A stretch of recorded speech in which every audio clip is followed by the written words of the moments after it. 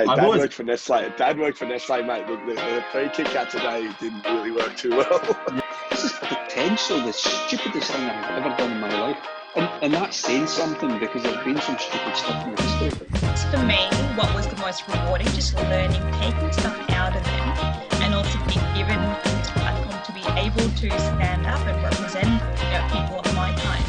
The only way really to kick poverty in the butt at all is through education, and I probably didn't realise until I went there. They should back you. It's Water Cooler Weekly. I mean, it's a big deal.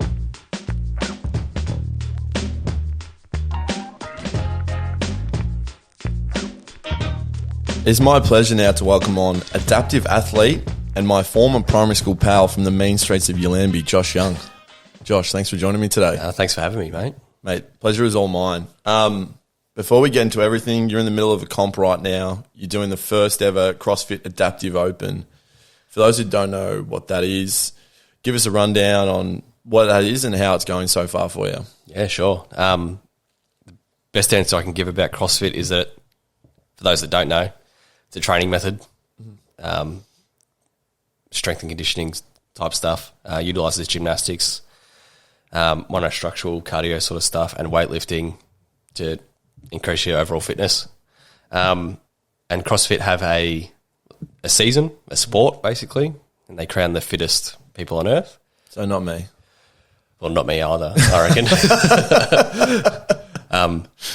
And it starts with the Open, which they do every year, and it's they release workouts to a specific standard over this year, a 3-week period. It was 5 weeks up until this year, and this is the first time there's been an adaptive division for people with disabilities or permanent impairments. Okay, and so it's there's been a group of people that have been working on the side to bring this part of the community up. They've been doing it for 7 or 8 years, I think, and now it's officially folded in with the rest of CrossFit. So yeah, it's a pretty special time for the adaptive community in the sport. Well, yeah, I know I'm probably going to jump ahead quickly here, but I know sort of how important CrossFit is to you and was, before the accident and after. How did that make you feel? When you saw that they were actively trying to, make it more inclusive. It was pretty awesome. Like I said, so I hurt myself 4 years ago, and then people were already doing CrossFit from wheelchairs or adapting things to suit their needs. Yeah. So the ball was sort of rolling when I started to look into it, because I did CrossFit for years beforehand. And so it's just sort of built its way up every year. I've seen it grow. It's just sort of slowly, steadily growing at the moment. Now it's at a point where it's actually getting recognised, which is pretty special, I think. And for the guys that have done the hard work for 10 years to get it there, I think it's a pretty awesome payoff. Yeah, absolutely. How is it going for you personally in terms of the competition itself? Good. So this weekend we just wrapped up the 3rd week of the Open. I think I might have to redo this workout. I'm probably not happy with my performance. Yeah. Yesterday, but the first 2 weeks pretty good. We're sitting in 4th up until today. Yeah. I'm not sure where I am at the moment because scores haven't been put in. So I'll just wait and see. Maybe I'll redo it, but pretty happy and confident with what I've done so far. So it's going well. Yeah, no, that's good to hear. And if you saw my workouts, you'd be like, you might feel a little bit happier about your own. So, look, mate, let's take a step back. What was Josh Young like growing up? Nice, easy question. Yeah, wow. It was a long time ago. 30 this year, man. Are you really? It's unreal, yeah. Jesus, I'm 31. Yeah. I feel about 47 and look about 56. Yes. Everyone says, go, what? There's got to be a typo there. I'm like, no. No, that's real. I just look old. I'm just weathered. Got the Vegeta hairline going on. Better than me. I got the golden arches and then the back pockets are starting to... No, that's still there. That's all right. Growing up, I played cricket all my life. I think I started when I was 8 in under 12s, I reckon. Yeah. It was a different time back then. You just jump into it. So I played cricket for 15 seasons or whatever it works out to be. It's a bit of a nerd sometimes. was into Pokemon and Dragon Ball Z and that sort of stuff as a kid. But Completely fine. yeah, it was pretty uneventful life, really. That I don't think there was anything major that stands out in my formative years. We won a flag at cricket. I mean, I technically wasn't playing, and you were opening the bowling, but I mean, I was in and around. You're part of the club. I was part of the furniture. Yeah, you were. That's Yeah. good. We only played a couple of seasons together, didn't we? Yeah, I actually I was scoring. Well, yeah. Yeah. Obviously didn't make the team. Didn't put enough runs on the board. Did you get a medal for the scoring? No. Did they do that then, or No, no, which is actually kind of frustrating. But well, now you got to supply your own scorer if you play an A grade. So Yeah. it's like you're actually part of the crew. it's very weird. I went to, off topic here, but I went and watched the Lower Plenty, the club I'm involved with now.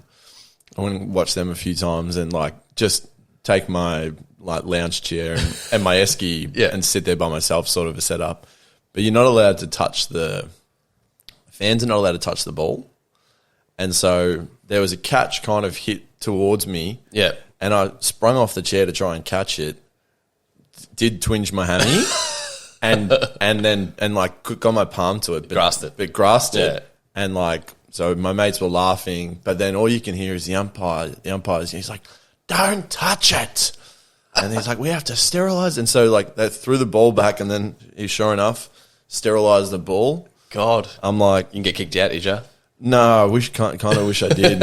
Yeah, because I got, you and me had the same issue with sunburn. I got absolutely roasted. Yeah, that's the best part about cricket season ending was that I finally got rid of the sunglasses tan line and the like right up here it gets really red and it's awful stuff. Oh mate, we sort of touched on the CrossFit before and we sort of how pivotal, it's sort of been in your life. What was it about CrossFit that sort of, dragged you in? I don't know. I got to a stage where I was interested in just working out. And so I just joined an everyday gym back in Greensboro. This is a while ago now. And so it was sort of, went there for 6 to 8 months, didn't really make much progress. I was pretty green, didn't know much about it. Yeah. Diet and that sort of stuff. I was never super keen on it. Still not. Yeah. But then like I saw CrossFit and I kept an eye on it and it's sort of that idea of it being a bit more, not just lifting weights or bodybuilding or whatever. It was a bit more of a sport. Yeah. And I was watching the elite level, like the guys that are at the games and As sickos. yeah, they're unreal, like phenomenal athletes. And like, you just go, "Oh, that'd be cool. That'd be a bit of fun." Like, how nice would it be to have a rig like that? Oh, I reckon I might do that. yeah, thinking it'll happen in a year, like it'd be grouse. You're like looking, you're like, what's going I'm on? here 7 years later and I'm still a stick. Sitting on the couch with a stubby, like, why do I not have abs? This isn't working. What's wrong? No, it was just sort of like that. Like it was always competitive, and so the gym grind was just sort of not fun. Yeah. I don't know. And CrossFit looked fun, and so I found a local gym, and went down and saw that it was in the gym. It was more of it was like a club. Yeah, well, I was going to say, like, the gym itself is very isolating, and some people thrive, some people don't. Yeah, that's sort right. of an atmosphere. Yeah. So yeah, growing up around cricket and footy clubs as well, like to have an actual group of people that would get together and chat, and everyone does the same workout.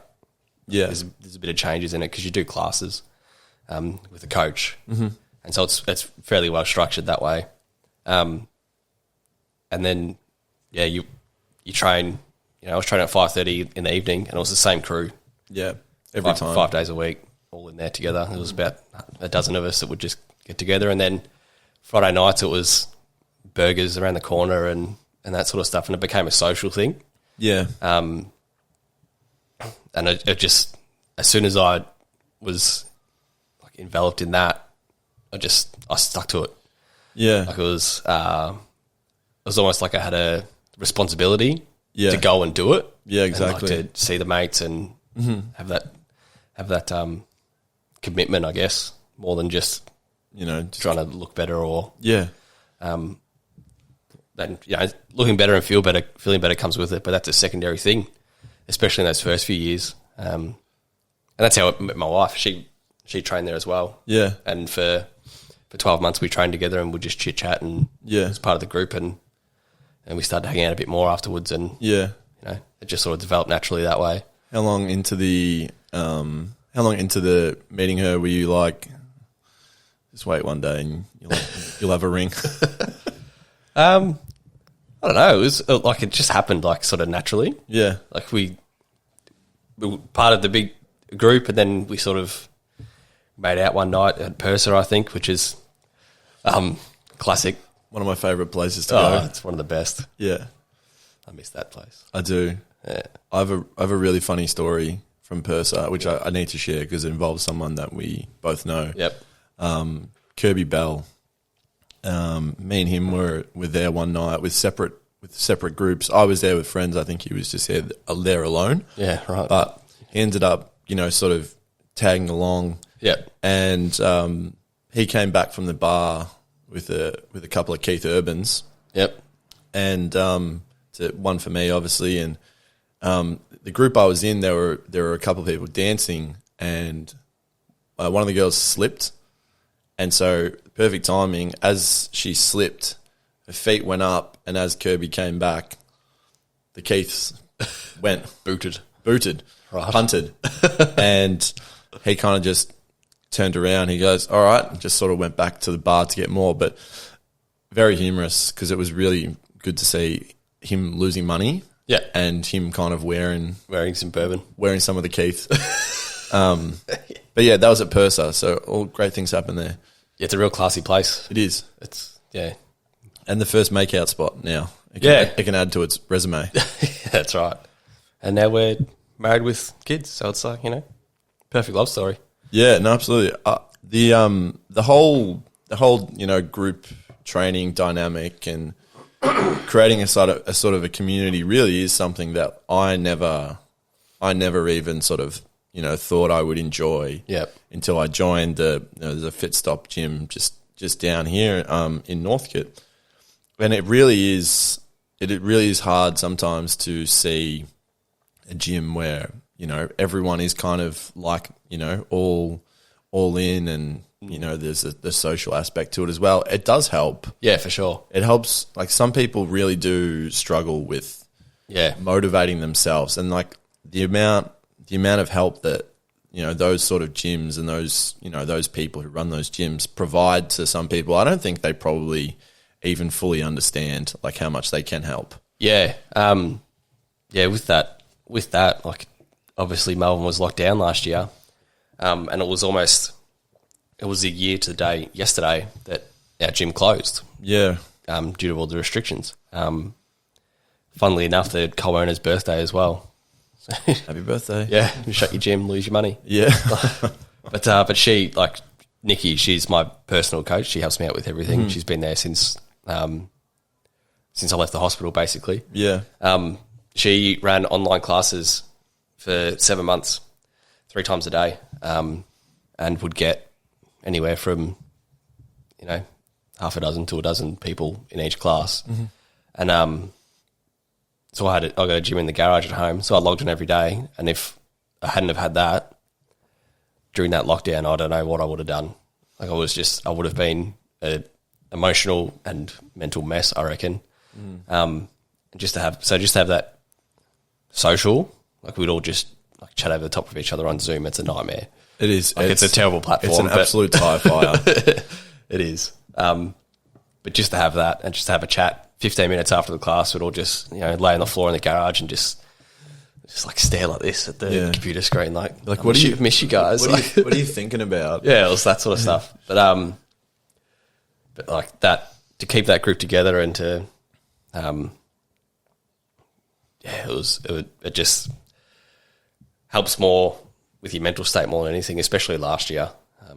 To have that social aspect, that vent if you need it, that outlet was pretty cool. Yeah. It was. No, I know 1,000% what you mean, and like it was really difficult, especially for some people like me live alone.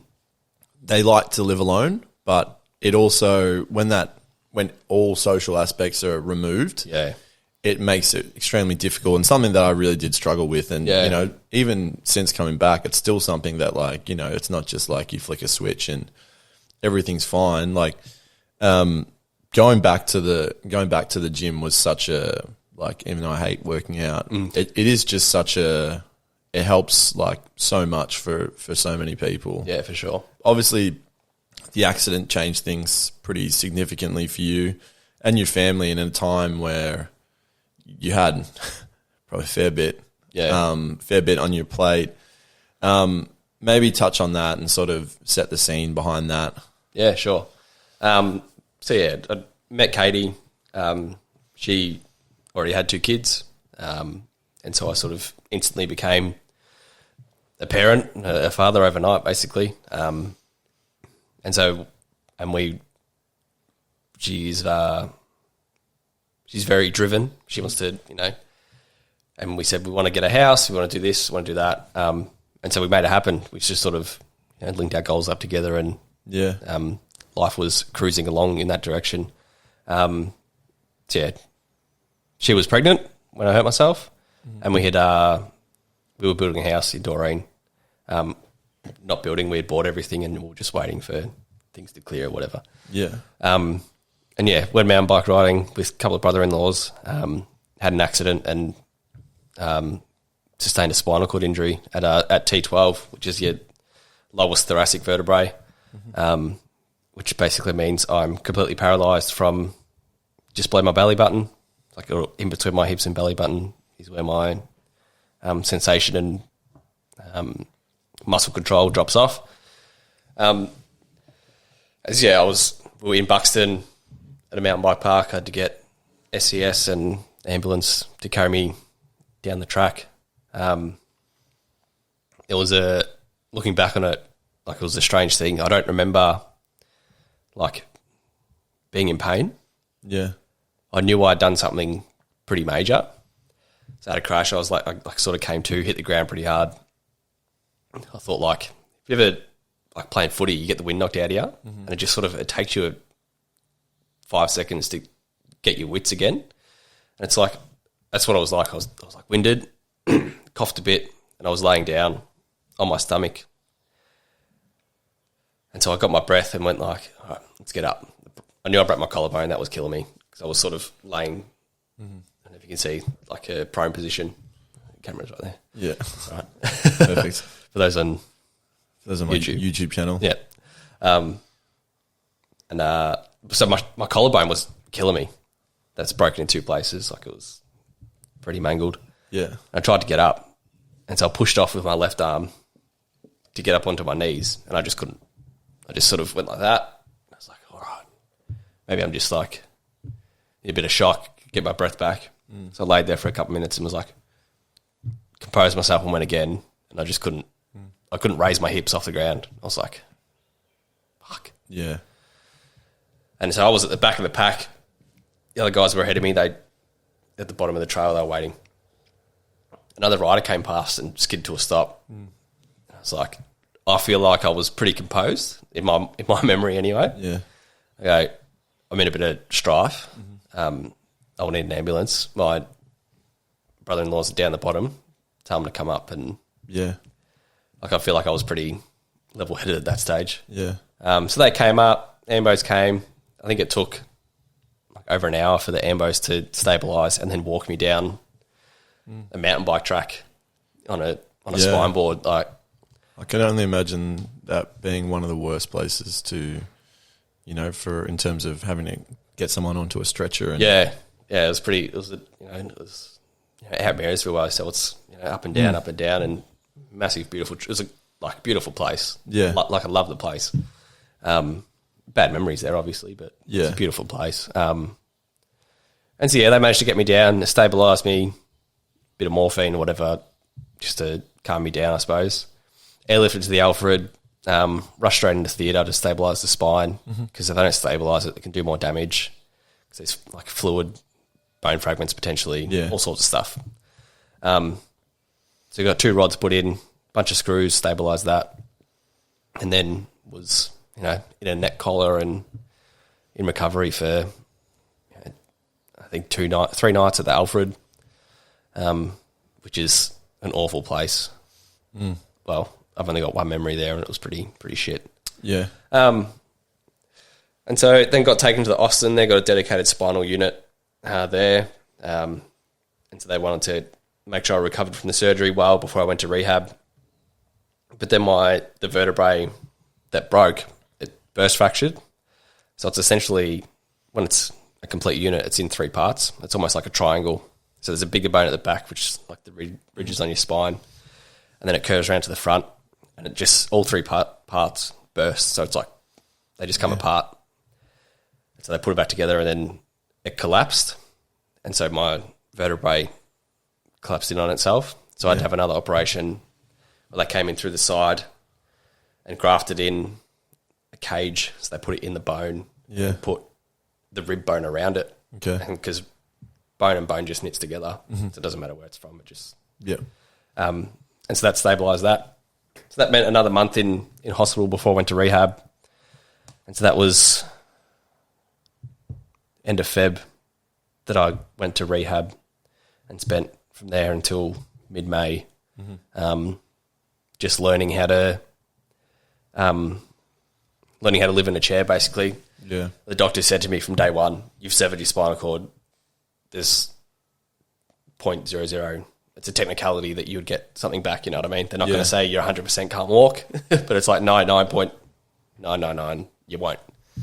And so it was from the outset how to live in a wheelchair. Yeah. So I had to do a bit of... I couldn't load through my shoulder because it was broken still.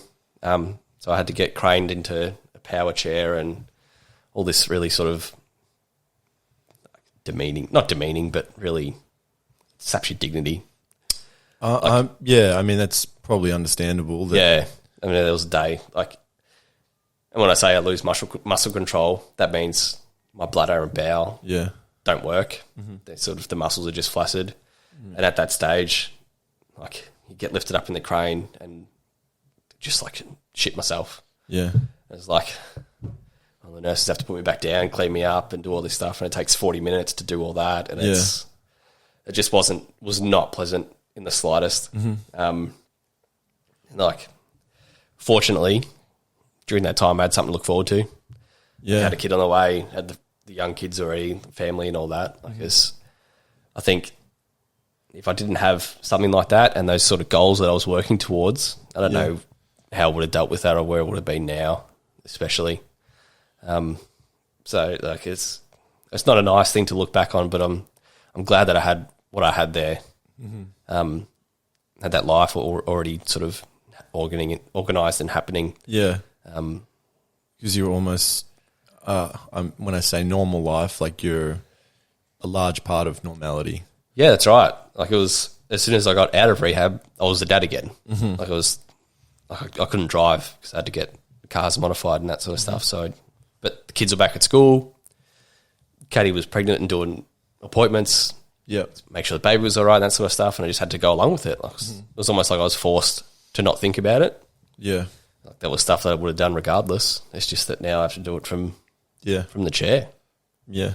So it was I was sort of, pushed into just having a normal life. Yeah. So, I mean, it's obviously, it's not something that, is going to happen, or, they don't say, oh, you got 6 months to prepare for this. It happens in the blink of an eye. Yeah.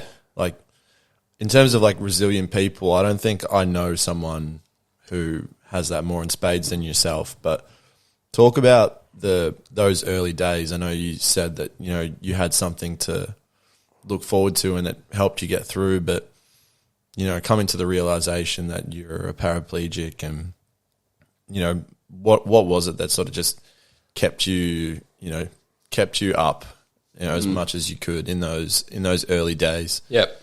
So for those first 4 to 6 weeks afterwards, recovering from operations, the collarbone, they didn't do anything to stabilise the collarbone because after 12 months the difference is negligible if they put a plate in or whatever. So I didn't want to operate on that. And so I couldn't weight bear. Yeah. And that was so hard. I couldn't push a manual chair because they didn't want me to use my collar, my Yeah. shoulder. And so I had to sit in a power chair with a brace on. Every time I got upright, I had this like polycarbonate brace that was molded to my torso because they didn't want any of the rods or anything to shift. To move, yeah. And so it was like this thing is like hard, and they had to like crank it open and roll me into it on the bed. Yeah. And like I reckon every day for those 6 weeks, I just burst into tears or snapped at someone or just Yeah. some really probably shitty behaviour was going on. Yeah. I just couldn't handle it. But having like visitors, family, all those people coming in, it was great, and they really helped me. But it wasn't until I started to move again that I started to see potential progress. Yeah. I got into a manual chair. I started to push around. I lost a stack of weight because I wasn't eating and all that sort of stuff. I think I dropped like 12, 13 kilos. I was already a skinny boy beforehand, but I was just like, and yeah, it wasn't until I started to move again that I actually felt like there was something that I could do. It's like for 6 weeks I was at any like had to have someone take me to the toilet. I had to have someone to wash me. I had to have someone to lift me out of bed. There's nothing I could do solo. Yeah. That just made me go, this is not any sort of life that I wanted to live. Yeah. And look, I probably said to Katie a few times, like, don't do this. Like, you're not. And there's a thing, like, a lot of people say this. When someone sustains a disability, gets a spinal cord injury or traumatic brain injury or whatever, it's the person that's gone through the trauma, me, but then there's also the people that are around me that are also going through a different set of trauma. Yeah.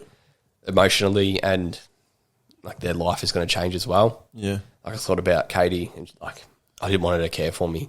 I don't want anyone to care for me. Yeah. I know that one day, like if I'm 80 and in a wheelchair, I'm going to need assistance. I'm going to be elderly. My joints are going to be ratchet, and I'll need assistance then. But for now, Yeah. I didn't want anyone to look after me, and I would rather not put someone through that, and then maybe not have them in my life. Fucking emotional. Sorry. But that was some of the things that I thought about. Yeah. I've listened to a few episodes. One was with Sam Willoughby. And he said that the first time that he saw his now wife, he said the exact same thing. And it's one of those things that people, someone like myself, hearing you say that, obviously you say like, and the people that you would say this to are like, don't be silly. Like it's absolutely not something, but almost everyone put into that situation, automatically that's where their mind go. And it's, and also in terms of the rehab stuff where I don't want to sort of gloss over something you said there, because I think it's really important, is that a lot of people, when they go through rehab, the small things like, say, wheeling yourself or doing like that, in terms of before the incident, you would never be like, oh, I'm going to feel incredible about doing a small bit of exercise. But it is kind of amazing how resilient you become, and how, no, I'm not going to say impressed, but how much it lifts you doing those, really small things like, wheeling yourself, or, being able to, I remember going through knee surgery, like being able to do like leg press for the first time or whatnot, just a really routine task for me before it. But, you're so up when you go through it. Yeah. Yeah, those little things were like, necessary, I guess. I mean, like I said, the whole rehab for me was living in a wheelchair. There's a lot of other people that were doing, trying to regain hand function and doing all these things about regaining the function in their body. But it was never an option for me. And so maybe subconsciously I set these goals I just wanted to get better. Yeah. And so it was once I got into a manual chair and I could push around, that was like tick, grouse. Perfect. And then because we use chair skills to navigate the world, gutters, stairs, all sorts of stuff. The world is not made for people in wheelchairs. And so that was a big part of my rehab, was learning how to be in a chair. And so we started off, I had anti-tip bars so I wouldn't tip myself backwards out of my chair. Mm-hmm. And it was like, get used to being in a chair for a week, 10 days, whatever, and then we'll take them off and progress to doing wheelies down ramps, because you got more control going down a hill if you do a wheelie. And so those little things were just once I could do that, I was pumped up. Yeah. And there's just little milestones along the way that really helped me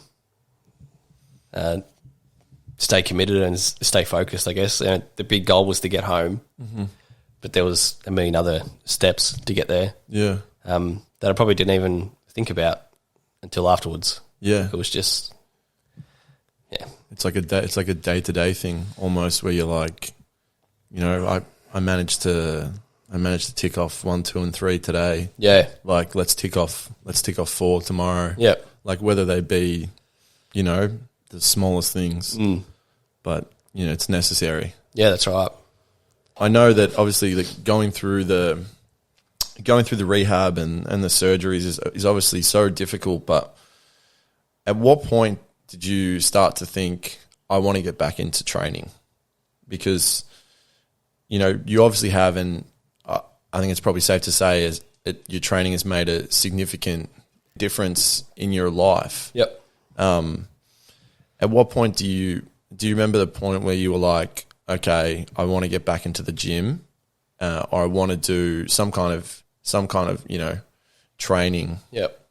It's at the rehab facility, the Royal Talbot. It's part of the Austin Hospital. They had a gym. They had a full physio set up, place where you could do your wheelchair skills, gutters and stairs and that sort of stuff. And then they had a gym, a few cable machines, free weights, dumbbells, that sort of thing. And because I hadn't used my shoulder for 6 weeks, I was like, let's get that moving right. And so it was in pretty good nick, really. Your range of motion was all good. It felt weak, and for a while there, it did give me a little bit of pain when I sort of strained it, but that work to fix up the shoulders was crucial to get that. Yeah. I was like, let's get that right. And it was band work, like cables, real simple stuff. And so I actually went to that gym every day for, I think, 5 weeks. The last 5 weeks that I was in rehab, I was going to the gym that they had there. I still wasn't eating well. I was still on pain meds and all that sort of stuff, and I was a bit all over the place. But I just started to move again. Yeah. And like I said earlier when we were talking about CrossFit, I'd found those guys online, and I was like, shit, there's this guy in the States. His name's Kevin Ogar. He's one of the guys that have, he's in a wheelchair, same level injury as me. He's a collegiate rugby player. Yeah. And so he's over 6 foot tall and about 6 foot wide. He's a unit. Monster. An absolute unit. He broke his back doing CrossFit. Yeah. He did a snatch, lost the barbell behind him, and any day of the week it's just a failed lift. Yeah. But actually clipped a plate, like a 20-pound plate that was behind him. Barbell ricocheted up and smacked him in the spine. Yeah. Because he was in the bottom of a squat. It just sort of nailed him. In just literally the right spot. And same sort of deal, just gone. Yeah. Severed his spinal cord straight away. And he, it's a huge fundraising effort over there, and he got back into it. And now he represents USA in powerlifting, bench press. Yeah. He's an absolute machine. And so I found him. I just watched his videos. Yeah. Constantly, every night on Instagram. I watched the same video 20 times. I was like, I can do that. Yeah. It just made me go, there's no reason that I can't keep doing what I was doing beforehand. Yeah. Sure, it's going to look different, but the result's going to be the same. Like the work that you put in and you get the result out, it's all going to be the same. It's gonna feel the exact same. Yeah. Yeah. And so I was like, this is like, it sort of looked after myself while I was in rehab, spent a few months at home because the little one was about due to be born sort of a month after I left. And so I just sort of stayed home and looked after her, and had some bands at home, and looked after the shoulders still. And it wasn't until maybe like September or October that year in 2017 that I was like, all right, I think I'm ready to get out of the house and get back into it. And I started off as just the same sort of deal, make sure everything was moving right, get the shoulders healthy because I didn't want to ping a shoulder and I wouldn't be able to move again. And so I started off real light sort of stuff, started moving again, a little bit of cardio, and then it just sort of ramped up. And from that September, October time, 2017, there was the yearly CrossFit Open. 2018 was in late Feb, and I got to a stage where I was comfortable enough competing in that. And so in those 4 months or whatever it was, I just worked until I could almost do CrossFit on my own. Yeah. And that was the first time I actually integrated with the class and those people that I was training with beforehand. Yeah. So I did a lot of one-on-ones. Yeah. In that time, it was just one-on-one sort of stuff. And yeah, I just got almost a year after I hurt myself, I was back in the gym with the class, with the same people that I was training with. Yeah. Training in the chair. So it wasn't like it wasn't a set thing that I just went, this day I'm going to start it again. It just sort of built up like organically over time. Yeah. I knew that I could do it from what I'd seen beforehand. I just had to get myself right to do it. Yeah. Talk about how, and this might sound silly to some people, but talk about how much of a difference it makes from when you go from, say, looking at it, this is rehab, to I'm training, because in terms of what you're actually doing might sort of overlap and whatnot, but your mindset is probably going like, I'm not doing this to get well. I'm now doing this to to train and get back into the environment and get back to some normality. Yeah. I guess, for a while, for 4 months, I just did stuff that was just movement, make sure everything's right. Yeah. I don't know. I can't really pinpoint it. Again, the time where that shifted, it just sort of... Good question. It's a good question. I hadn't actually thought about that. No, I guess it just happened organically. I think once that Open came around in 2018 and I started to...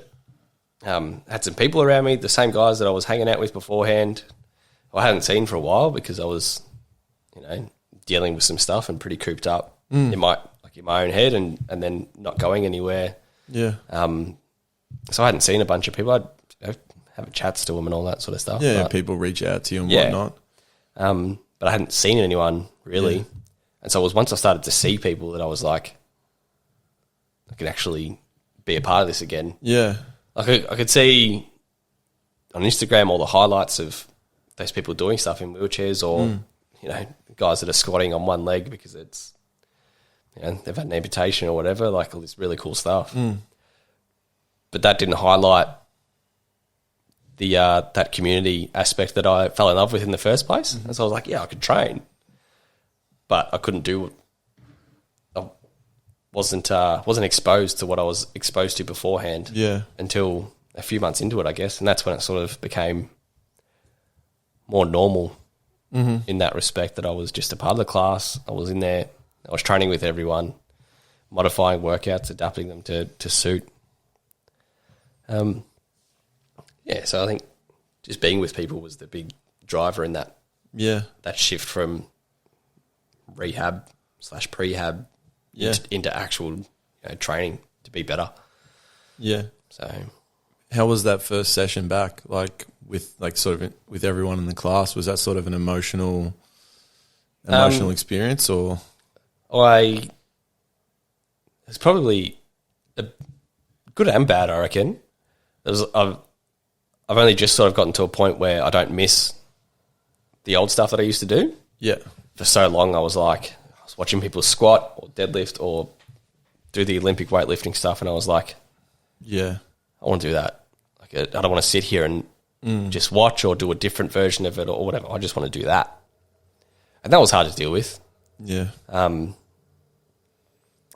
It probably wasn't until I really started to see results in my own training that I thought that doesn't matter. Yeah. Like what I can do is what I need to do. Yeah, but then I've harped on it 3 or 4 times already, but that community thing, being part of the group, was just outweighed that. No, it really does. Yeah. Yeah. There'd be times where I'd sit there and go, yeah, I want to do that, but it would only be fleeting. It'd be 2 minutes where I'd go, ugh, Yeah. this sucks. I don't want to sit here and watch. Mm-hmm. But then after the class, everyone's sweaty and panting and having a chat and having a laugh, and it's like that's what it was about. I guess those moments you're not, say, you know, I know you said that you were, you know, kind of cooped up in your own head. Yeah. You know, those moments and those conversations, you're getting away from that. Yeah, that's right. Yeah, you spend a lot of time in your own head, and it can be pretty bad for yourself, depending on how you're feeling or what you're going through. But yeah, for that to just disappear for an hour was a godsend. Yeah. Like at that time. So. Yeah. So the training escalated to a point where you've competed internationally against other adaptive athletes. You touched on your coach, Nikki, who owns and runs the gym. How important, I know this is probably going to be like saying how important has she been throughout the whole journey? It's kind of not a silly question, but like, you know, a vague question. But yeah. Just how incredible has she been for you throughout this journey, from not only the physical development point of view, but also, you know, helping you from the mental side of things, getting back to, you know, what you sort of knew beforehand. Yeah. She was pivotal, really, I think. From day one, the gym was like, doors open, you come back and you're in. And so as I was looking through, as I was in rehab and finding all these people overseas that were doing it, I was flicking it to her and she was like, yep, let's do it. And she delved into it as well. And she figured out, she worked everything out sort of before I even got back to the gym. She was like, I'm going to make this work. We'll do whatever we can. And so she's been on this learning curve with me as well since the start. And there's been like, you know, adaptive training seminars that we've done together to, you know, learn how to change the regular CrossFit training into something that is suited for people with additional needs. She wanted me to be a part of the group again. Yeah. It wasn't, like I said, I started off training again one-on-one, and it wasn't even with her that I started with. It was another coach, Aaron, who's an exercise phys. And so he was really monitoring my movement and making sure that everything was right. He just had that extra level of detail in that respect. And so I started with him and then started with Nikki again, and she wanted to fold me into the group instantly. She was like, you got to be a part of this. You've been in this community for 4 years, whatever it is, up until that stage. And the gym, like, they put a fundraiser on for me when I was in hospital. Yeah. And they raised a bunch of money for us, you know, just to help us out for those couple of years where things were rough. Yeah. So the whole community was pivotal, but she was like, you are this group, you're part of this group. And I'm not just going to have it that you're just this thing on the side that is just happening. But so it's hard to find people like that. Yeah, she's a gem. And she'll probably hate me for saying it, but like, I can't thank her enough, and I love what she's done for me, and I love her. She's a superstar. I mean, I feel like, you know, in situations like that, everyone kind of comes out and, you know, says, you know, if you need me, let me know. Yeah. But she's actively going through part of the journey with you. Yeah. And, you know, actually physically being there. Yeah. And it is really rare that you find someone who'll do that. So yeah, And yeah, the amount of messages I got that were that if you need me, I'm here. And yeah, good natured, all from a good spot, you know, and I appreciate it. Mm-hmm. But she really took it to the next level. She really dived in. And so, yeah, my appreciation for her is, you know, as high as it can be. Yeah. Yeah, I wouldn't be doing what I'm doing without her, I guess. Yeah, no, absolutely. Do you remember the first competition that you were in? So there's a guy down in, he lives in Geelong, Richard Coleman. He's a Paralympian, got an Order of Australia medal. Mm-hmm. He's a superstar in his own right. Wheelchair racer. Yeah. He started doing the training down, I never know where it was, down in Geelong.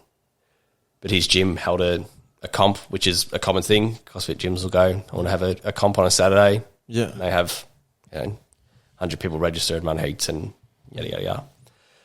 Actually, like, he organised an exhibition. He found a couple other guys in chairs. Mm-hmm. Who was it that linked me in with him? Campbell Message, he was a part of the rehab team, he's in a chair as well. And he was a hand cyclist as well. And so they knew each other. And when I said that I did CrossFit, he looked into it and found Richard and in. So I went down to Geelong and did a one-day comp down there. Just a bit of fun. It's bloody hard. I wasn't ready for it, I don't think. Yeah. But it's like, you know what, may as well dive in. Yeah. And that helped as well. It was like, regular people that were training there, the sort of people that I used to see at comps beforehand. They're like, oh, these guys are killing it. In a wheelchair, we did like a 30-minute workout. It was because we didn't run heats. It was because there was only 4 or 5 of us. We just sort of did it all together at once. Yeah, that really made me realise as well that it could be competitive. Yeah. So that was my first, dip the toe into competition again. But it wasn't until the Open, I can't even remember. Or was it mid-2018? There's a competition in Miami. Yeah. In Florida. Called Wadapalooza. And they're one of the biggest competitions in the States. They have over like 1,000 competitors over like a 3-day event on the bayfront in Miami. Glorious. Yeah, nice spot on. Yeah. Sure. And they ran an adaptive division. And it was the same guys that have been working 10 years to get it up and about. They worked through all that together. And they did an online qualifier and I managed to snag a spot in that. And so, it went from competing in Geelong to going to Miami in 2019. Like little bit of one waterfront to another. Yeah, a little bit different. Yeah.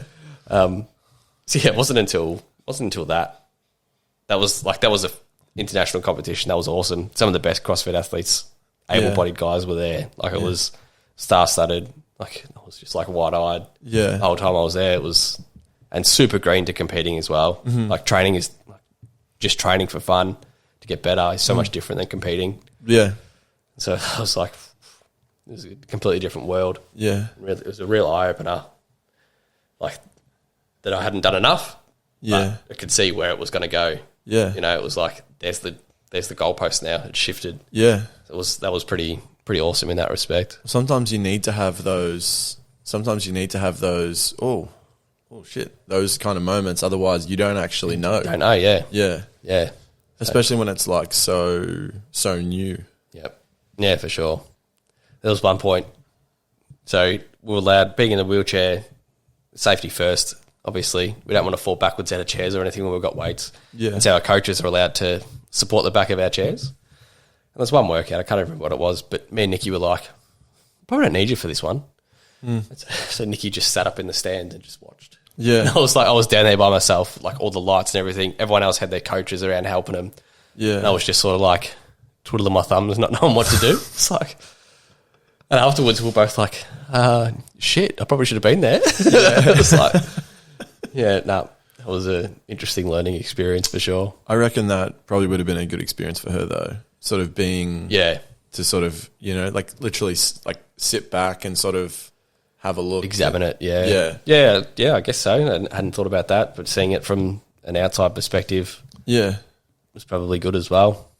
That's the thing. It's like because you're so close to it. That sometimes it's just like it's nice to just sort of sit back and have a look. What was your? I know you sort of mentioned you were sort of green, but like, how has your mindset like changed through competitions? Like, would you say you're at a point now where you look at, say, maybe you don't get, feeling awe when you see these other CrossFitters in there. You're kind of like, this is me. Like, this is what I do. It probably hasn't been until the last few weeks actually that I've actually felt like a inverted commas athlete. Like going to Miami, I was happy to be there. Mm-hmm. Like it was just a buzz. It was so much fun, and I was just soaking it all in. Yeah. The whole vibe, the atmosphere, and everything. Miami does that to you. It's a cool place. Yeah, it really is. Get in a lot of trouble. That's not what I was there for. That's what I go there for. God, South Beach is one of the most beautiful places on the planet. Yeah. Anyway. So I did Wadapalooza in 2019 and then qualified for the Wheelwad Games, which is the guys that had been adapting the CrossFit Open for all those years. They ran their own game season alongside. And so I qualified for that and ended up going to Toronto. Beautiful spot. Up in Collingwood on one of the lakes there. I should probably know that. Probably should. Yeah. Actually, can't remember what the lake's called. Neither can I. It's the biggest inland beach in the world, I think it is. Yeah. There's a shit. There's a place called Wasaga Beach. I think that's it. Yeah, Wasaga Beach. It's awful. Yeah. I'm not going to get into Wasaga Beach. Talk about getting into trouble. Like Wasaga, right. Yeah. Okay. It's a real. If anyone lives in Frankston who watches this podcast, probably not. But it is a real Frankston. Yeah, right. Foreshore sort of vibe to it. It's not real vibey. Nah.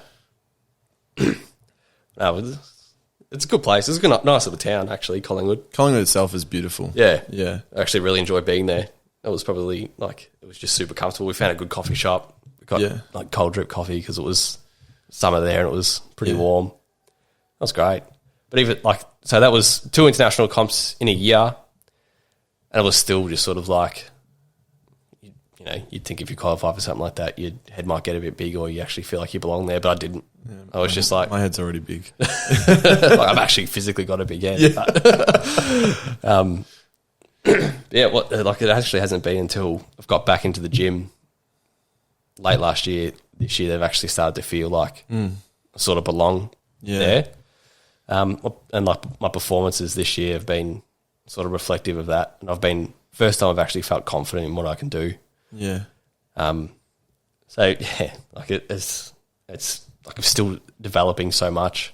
Yeah. It's been 3 years that I've been training in the wheelchair, and I still feel like I've got more to go. Yeah. Well, I feel like last year wouldn't have helped. Like, obviously, no. And everyone probably if they don't, probably should look at last year as like a setback in whatever, maybe not a setback, but like a pausing, like for obvious reasons, it just became so much more difficult to train or do certain things. So you probably get to that, where you are, as you say, like in the last couple of weeks, you probably get to that a lot sooner.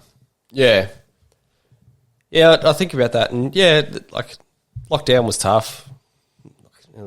A lot of parts of the world were affected by it, so it's not just like it's an isolated thing.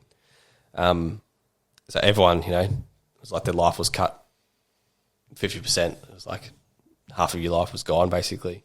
Even if you're working at home, it's a different vibe to being in an office or whatever. Mm-hmm. So a lot of things changed. I don't know if I would have got to this point earlier. I think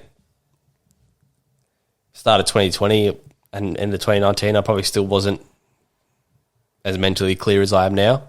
Yeah. I could probably, for obvious reasons, could say that I've had a lot on my plate and a lot of mental health issues going on the last couple of years. Yeah. And sort of, honestly, these last 4 months of like the clarity of mind is as good as it has ever been. Yeah, that's incredible. At least since my injury. I can't really remember being, you know, struggling or depressed or anything beforehand. Yeah. Not clinically anyway. I was never diagnosed with depression or anything like that beforehand, but like since have been. But I think my clarity of mind has been the main changer. Yeah. Like I've actually had the processing power and the thought power to work on my diet and commit and do all the, you know, preventative maintenance on my body that I need to keep training. Yeah. So I don't know if COVID affected that at all. Like it probably set me back in that respect as well. I mean, for a lot of people. I don't know if I would have got there earlier or not. It's just, it's one of those. It's just the way it's been. Like it's. So I don't think I missed out on anything by the forced lockdown last year. Yeah. Like it happened the way that it has, and that's did. it. And so. I feel like this is, you know, sort of slightly going to move away from the competition side of things. Is you did use sort of the accident and what happened to sort of, you know, the way you described it is rebuild or you know, change your life, and you went back to school. Yep. So maybe just touch on that and sort of why that was important for you. Yeah, like mentioned before, family man, house, kid on the way, all that sort of stuff. It was like, still got to earn an income. Yeah. I was like, we're pretty lucky, you know, got a pension and, you know, all that sort of stuff. So things are okay in that respect. But I was a steel worker beforehand. I was a welder. I was like, can't do that anymore. Yeah. Can't work on 12-meter long beams that, you know, need a crane to move around, all that sort of stuff. It's not feasible anymore. Yeah. And so, like, a part of rehab was learning life from a chair, like I said before, and that meant work as well. So I was like, just looking for something that I could do from the chair. And so I looked into drafting, building design, and found a course. And I was not ready to do it straight out of hospital. I wasn't Understandable. mentally clear enough to take that on. So it wasn't until 2018 I did a part-time course, and that was Tuesday nights and Saturdays for 18 months. And it was cruisy. It was exactly what I needed. Another social aspect. Met a few good friends there. So got an advanced diploma in building design. And now I've moved on to a Bachelor of Architecture. Yeah. I'm taking on as well. I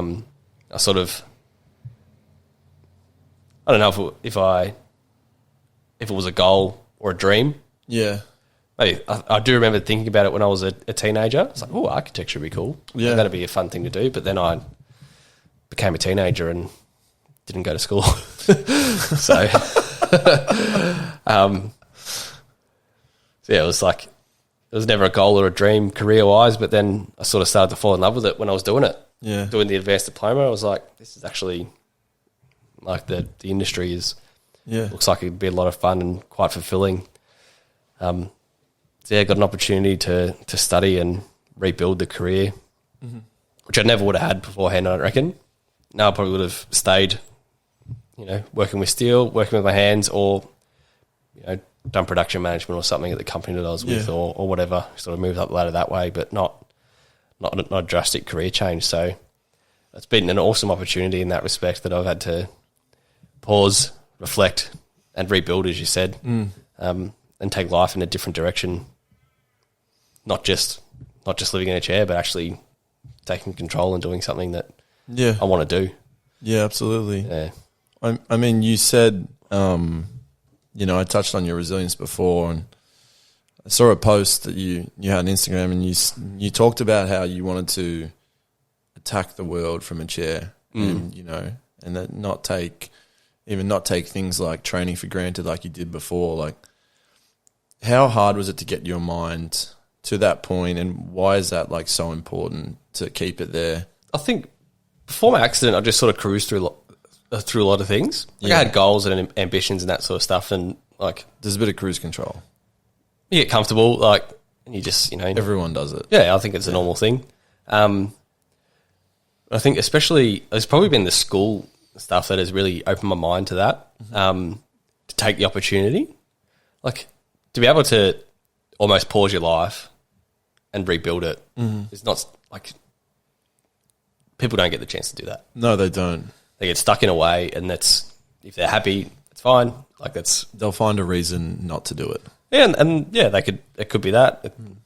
They might be happy with cruise control and just slowly building their way through careers or whatever, and that's totally cool. Each to their own. But I've had a couple opportunities pop up that I never would have had beforehand. And I think if you don't take that on, like you almost end up just kicking yourself that you've had something potentially come up that never would have, or you miss out on something just because you're cruising along. You don't want to add a what if, another what if. Yeah. Yeah. That's a good way of putting it, for sure. Like, what if I had done that, or I don't think you can live with what ifs. No. And maybe that's where my mind's gone the last couple of years. Yeah. If I've got an opportunity there, I should just take it, because who knows what could happen. I'd rather have, that didn't work out, than what if, Yeah. So, yeah, I've had a few opportunities pop up where I can go to school, I could rearrange my career and get different job opportunities and train and compete at a level that I didn't think I would be able to as well. Like, I wasn't a competitive CrossFitter beforehand. Like, I did it for fitness and fun, and now I'm a competitive CrossFitter. Now you're an animal. Yeah. We spoke about the pegs? Oh, the pegboard, yeah. Sweet Jesus. Like, would you have done that? Would you have done that beforehand? I would have tried. It hurt me looking at it. I did that, and that was like 3 or 4 days afterwards of just absolute bicep annihilation. It was unreal. I actually should try it again. It's been a while. I'll probably be a bit better at it now. I'd take that board off the wall if I ever had to do it. They don't get used often. Yeah. They're there, but no one's like, yeah. I'm going to do a pegboard today. No. Yeah. No, absolutely no one. Opportunities are important. You got to take them. I think that's where my mind is now. If I don't think I'm going to let anything slip past me anymore. Yeah. No, unless it completely tears apart another part of my life. Like if an opportunity came up but it meant my family dissolved, I could weigh that up, obviously. Absolutely, yeah. But I can't. I don't think I can let anything slip by anymore without considering or making it a reality. Yeah. Something traumatic makes you change your outlook in that respect, I think. No, absolutely. Your youngest daughter, Remy, was born sort of shortly after you came home from the hospital. Yep. What is it like being around her every day in, seeing her grow up in that first, part of her life? Yeah. And, how helpful has that been? Oh, that's been unreal. Yeah. I've been busy. I've done training and part-time study, but I've been a stay-at-home dad for 4 years now. And that has been probably the coolest thing I've ever done. Yeah. And I would encourage, I've said it to a few people, if you're a bloke, especially if you have a kid, stay home as much as you can.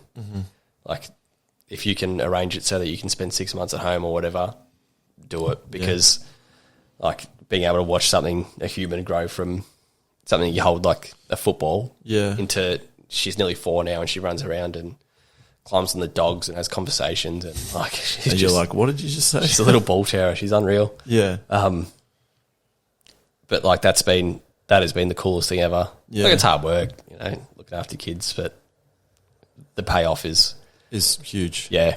That's my coolest achievement, I reckon. My proudest achievement, definitely, is her and being able to see her grow up and turn into the person that she is. Yeah.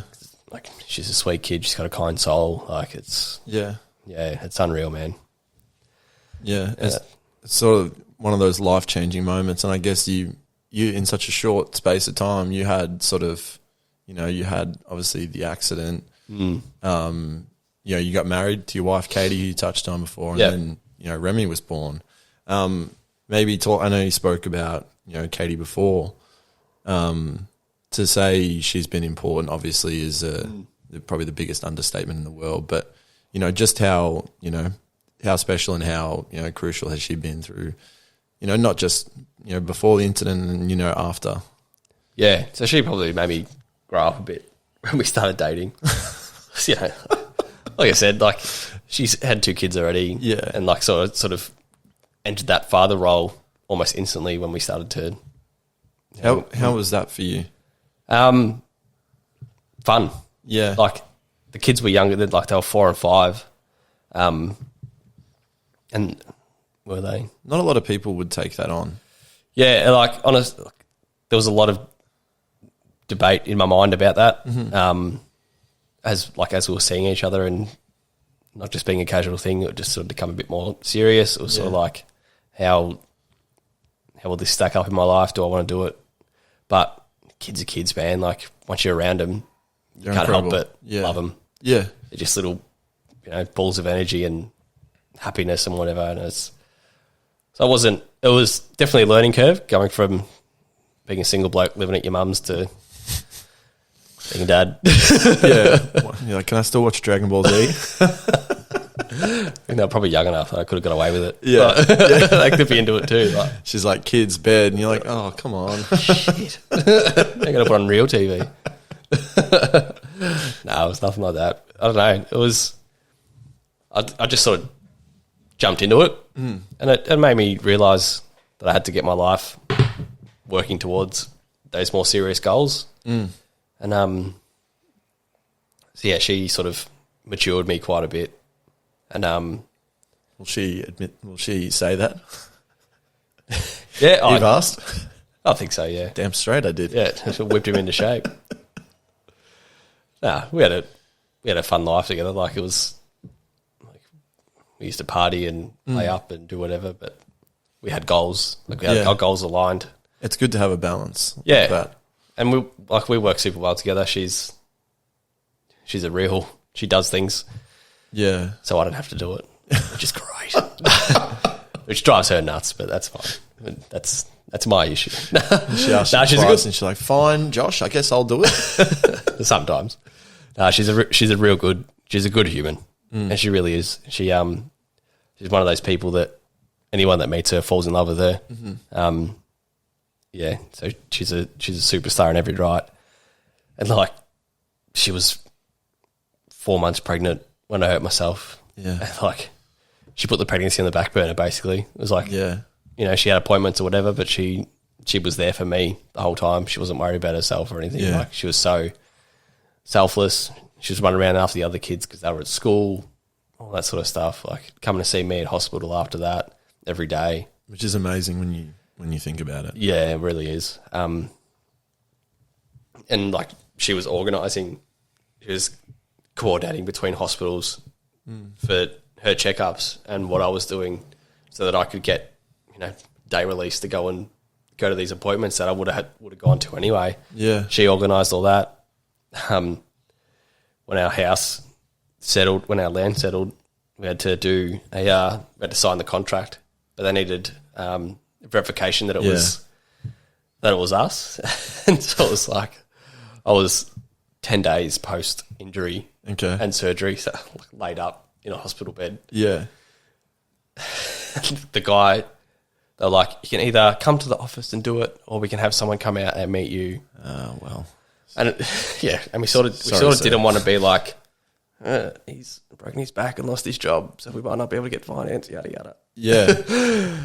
And so like the guy from Toll, like the courier company, came to the hospital, took a photo of me on his iPad in the hospital bed. They jazz up the background a little bit. Didn't have the collar on at the stage, so it wasn't like... Make it look like I'm at a nightclub. It would probably look like a passport shop, the white sheet underneath it or anything. Like. But yeah, signed that, and like she organised all that and dealt with conveyances and did all that sort of stuff on her own. Yeah. Because I was just not in any sort of state to deal with it. And so she's an absolute superstar and had my back since day one. She made me grow up, made me a better person for sure. Yeah. So yeah, I owe a lot to her. The girls in my life are pretty important to me. There's Katie in the home front, keeps me mentally stable, keeps me happy, and then Nikki keeps me focused on being better. Like, and they both work together, and they're best mates as well. So it's like, there's a pretty special group there around me. Yeah. And family life's been fun. I enjoy it. I like being a dad. Yeah. I always have since the start, since before the accident, and then Remy just made it so much cooler. Yeah. To be able to experience that newborn thing, like it was. Yeah. And to do that together with her was pretty special.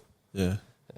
Obviously, talking from no experience myself, as I obviously don't have any kids, but I feel like a lot of people I know who've had kids sort of talk about how they either weren't sure if they were ready, and then they're like thrown in the spotlight, and it is one of those things where so many people they're literally not going to feel like they're ready until they're thrown into it, and they completely change. They love it. The challenging aspects of it obviously don't go away, but ultimately they're like, I probably doubted myself a little bit too much. Yeah.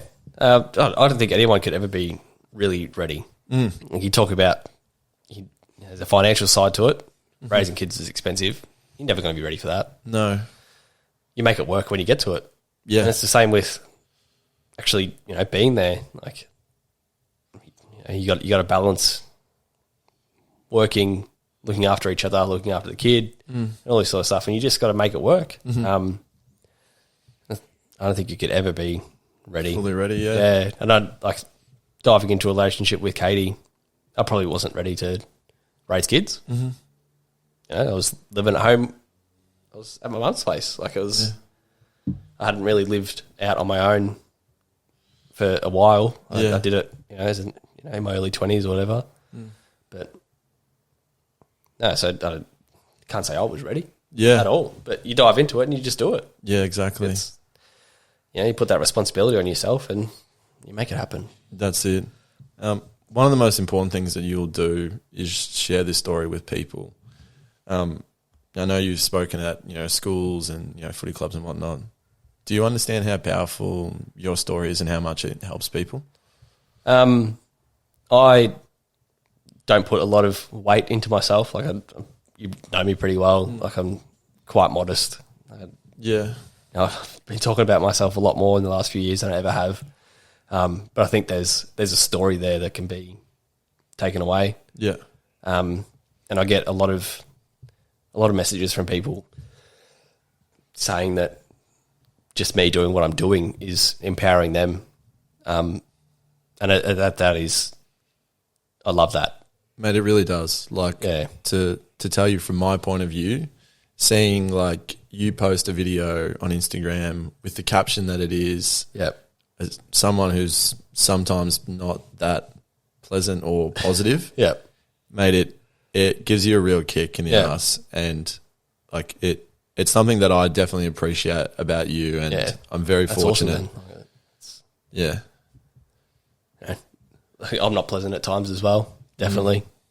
But if someone else gets something out of that, and like, I'm not trying to motivate people. No, I'm not trying to be a motivational speaker or anything like that. But I think there's lessons to be learned, and if people are getting that just from what I'm doing, that's awesome. Like,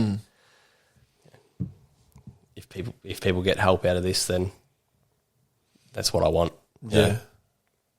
You never know what a kid you speak to at a school, he might have listened to what your story is, taken sort of half of it in, and then he has an experience, maybe someone he knows has an accident, and then all of a sudden what you shared he could put him into action, and then he becomes someone like what Nikki is to you, and so you honestly, you never really know. No, that's right. The cycle effect that what you can have. Yeah, I think that's really cool to think about. Like, I'm not trying to big note myself or anything like that, but I think that's probably the coolest thing. Like I did a talk at a primary school, and they were doing a hero of theirs. And a mate from primary school was like, he's a teacher there, and he's like, come and chat to these grade 6 kids. Yeah. Like, yeah, okay, 20 minutes of a morning, whatever. It was, one of the kids come up and goes, can I do you for my project? Like on this hero. Jeez. Met me once and like he listened to me and he was like, yep, I'm going to do this. And I was like, I went away from that school and I was like, wow. Like I cried in the car. I was like, yeah, I can imagine. Yeah, this kid that I don't know, doesn't know me from a bar of soap, but thinks that what I've done is impressive and, you know, he's in the 20-minute chat that I've had to a whole group of kids, he's elevated me to that above his heroes, like his own heroes. Like he thinks that, yeah, that was pretty special. That was one of the coolest things that I've done, for sure. Yeah, no. How reflective have you come throughout this? Obviously, there are moments where you look back and maybe have those what ifs and whatnots, but have you sort of, you know, looked back from afar from a, you know, a competing and a sporting point of view and actually taking the time to go, look how far I've come in such a short space of time, and sort of, you know, just take a moment to appreciate that? Yeah, I don't often. I don't think. I have a lot of days where I do have what ifs. Where I do have not why me's. There were a lot of why me's initially. Yeah. But I think it's starting to, as I'm feeling better in myself, and like I said, my mental clarity is as good as it has been. I probably have had more times where I've gone, wow, I've done a lot in 3 years. The best one I had Facebook memories from 3 years ago. Yeah. And I like stick fit in the gym or at rehab or whatever. And like, I think, geez, I've come a long way from there. Gone overseas a couple of times, got a degree or a diploma or whatever. Yeah, so those reflections don't happen all that often, more so lately, but I think I'm focusing more on what's in front.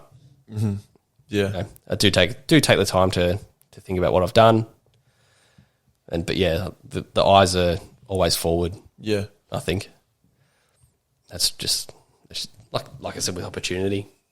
That's where I'm trying to look where I'm going, not where I've been. Appreciate where I've been, obviously, and thankful for what I've been through. Yeah. But the eyes are forward for most of the time. Think about what's next or how I can improve. Yeah. Well, I guess the best way to finish up is what's next for Josh Young? Keep improving, I think. Be thankful for what I've done. Set those goals and whatever it may be. I think my next goal actually is to put my phone down. Yeah. Like, I spend a lot of time on social media, probably too much. So if I can put that down and live more in the moment, that's probably my next big thing. Yeah, and I think overall just be better in every aspect that I can. Yeah. In my training, in my schooling, in my family life, as a dad, as a partner. I think just to improve. That's what life's about at the moment. Absolutely. Mate, you're an incredible person with an incredible story, and I really do appreciate you coming on and sharing. Thank you very much. No worries, mate. Thanks for having me.